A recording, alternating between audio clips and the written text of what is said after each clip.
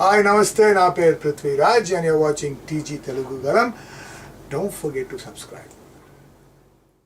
టాలీవుడ్తో పాటు ప్రపంచం మొత్తం ఎదురు చూస్తున్న సినిమా కల్కి 2898 AD pan India star Prabhas హీరోగా నాగ్ అశ్విన్ దర్శకత్వంలో అశ్విని దత్ ఈ చిత్రాన్ని నిర్మిస్తున్నారు. భారతీయ సినీ చరిత్రలోనే అత్యధిక బడ్జెట్తో రూపొందుతున్న సినిమాగా కల్కి రికార్డ్ క్రియేట్ చేయబోతుంది. భారీ బడ్జెట్టే కాదు, ఈ సినిమాకి ఎన్నో ప్రత్యేకతలు ఉన్నాయి. లోకనాయకుడు కమల్ హాసన్ ఈ సినిమాలో విలన్గా నటిస్తుండడం ఓ ప్రత్యేక ఆకర్షణగా చెప్పుకోవచ్చు.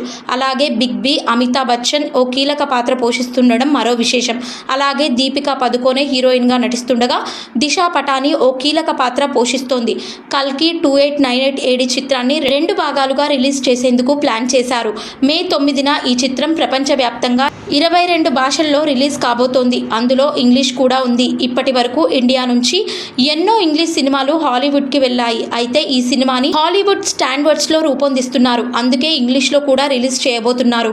ఒక కమర్షియల్ సినిమాకి ఉండాల్సిన అన్ని ఎలిమెంట్స్ ఈ సినిమాలో ఉండడంతో మార్కెట్ పరంగా కూడా చాలా హైప్ క్రియేట్ అవుతోంది. ఈ సినిమాకి సంబంధించిన బిజినెస్ను ఇప్పటికే వైజయంతి మూవీస్ సంస్థ మొదలుపెట్టింది.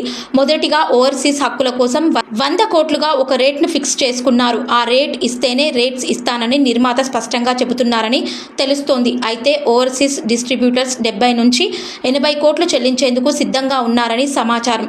నిర్మాత అశ్విని దత్ అందించిన రేటు రాకపోతే సొంతంగానే ఓవర్సీస్లో రిలీజ్ చేసేందుకు సన్నాహాలు చేసుకుంటున్నారని తెలుస్తోంది.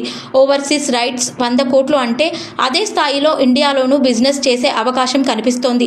రాజమౌళి సినిమా త్రిబుల్-ఆర్ కంటే ఎంతో అధికంగా కల్కి బిజినెస్ చేయాలన్నది మేకర్స్ ఆలోచనగా కనిపిస్తోంది. నిర్మాత డిమాండ్ చేసినంత చెల్లించేందుకు డిస్ట్రిబ్యూటర్స్ ఎవరూ రాకపోతే ఇండియాలోనూ సొంతగానే రిలీజ్ చేయాలనే ఆలోచనలో ఉన్నట్టు తెలుస్తోంది. సినిమా కంటెంట్ హై క్వాలిటీ స్టాండర్డ్స్ని బట్టే ఎవరూ ఊహించని స్థాయిలో నిర్మాత డిమాండ్ చేస్తున్నారట.